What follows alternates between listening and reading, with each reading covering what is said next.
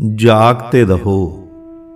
एक ने पूछा, परमात्मा, गीता में आता है कि मनुष्य पाप की ओर अग्रसर आसानी से हो जाता है, मन पाप की ओर जल्दी बह जाता है। तो परमात्मा समझाओ, पाप से कैसे बचें, मन को कैसे समझाएं। पहले तो ये देखो पाप क्या है, पाप होता कैसे है, पाप करता कौन है। पाप का तात्पर्य केवल इतना है, वो कार्य है जो तुम फलाकांक्षा को लेकर कर रहे हो। फल की आकांक्षा करने वाला व्यक्ति स्वयं को मैं मानेगा, तभी तो स्वयं के लिए फल चाहेगा। फल कब मिलेगा? भविष्य में, कृत्य करने के बाद, कर्म करने के बाद। तो मैंने कर्म किया, तो जिस मैंने कर्म किया वो अपने भविष्य की चिंता को लेकर, यानी ध्यान से अगर तुम सूक्त को देखो तो वो व्यक्ति जो फल की आकांक्षा रख रहा है भविष्य में, वो वहां पर नहीं है वर्तमान में। यानी तुम वहां नहीं हो जहां तुम वास्तव में होने चाहिए। तुम्हारी देह तो वहां पर है, तुम्हारा शरीर तो वहां पर है, लेकिन वास्तव में तुम नहीं हो।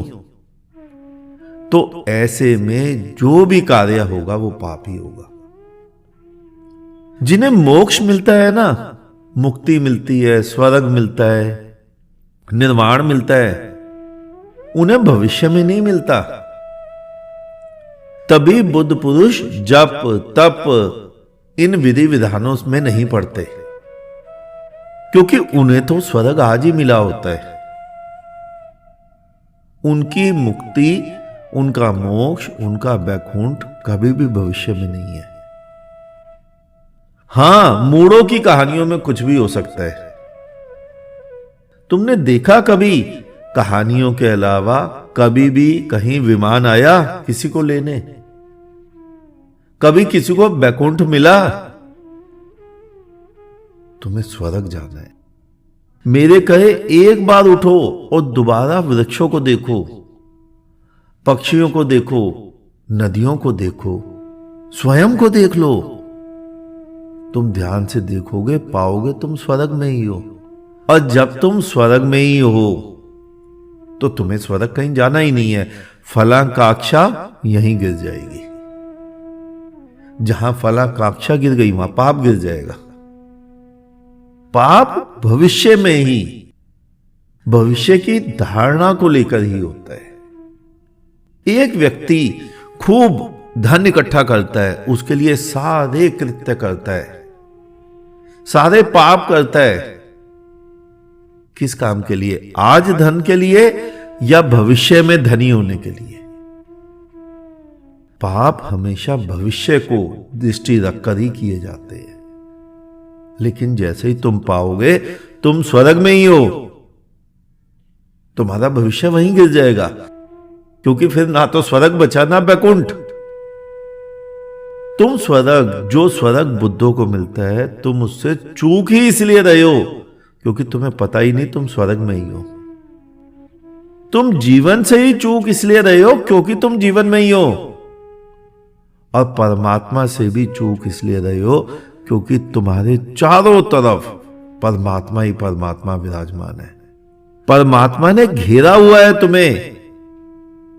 ये तो मूढ़ों ने तुम्हारे आगे चारों तरफ जो परमात्मा के चित्र रख दिए ना, उससे तुम भरमा गए। उन्होंने तो अपनी अपनी दुकानें चलाने के लिए तुम्हें बहलाया था, वरना परमात्मा कहीं दूर है, वरना स्वर्ग कहीं दूर है। हम बात कर रहे थे पाप की। पाप वो होता है, वो कार्य जो तुम उस समय करो जब तुम होश में नहीं हो। तुम सोए सोए हो, और अगर तुम होश में आ जाओ, जाग जाओ, तो जो भी तुम करोगे वो पुण्य ही होगा। पाप भविष्य की आकांक्षा का नाम है और तभी पाप होते हैं। परलोक, स्वर्ग, वैकुंठ, ये सब पापी आदमी के भविष्य की स्वप्न है। और बुद्धों के स्वप्न आज यही आनंद, यही मोक्ष, यही मुक्ति, यही स्वर्ग।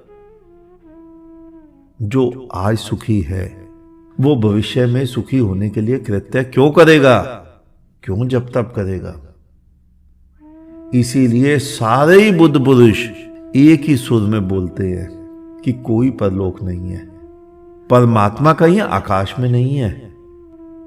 परमात्मा ने तुम्हें चारों तरफ से घेरा हुआ है, तुम्हारे जीवन के रूप में। पाप का तात्पर्य केवल इतना है कि तुम सोए सोए जो कृत्य करो भविष्य की आकांक्षा को रखकर, वो पाप है। आज इतना ही, शेष किसी और दिन।